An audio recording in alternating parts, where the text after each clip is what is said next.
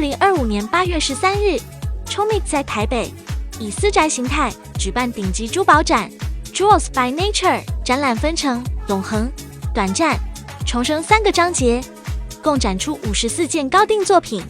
多数具备可转换设计。今日嘉宾何超莲身穿粉色礼服，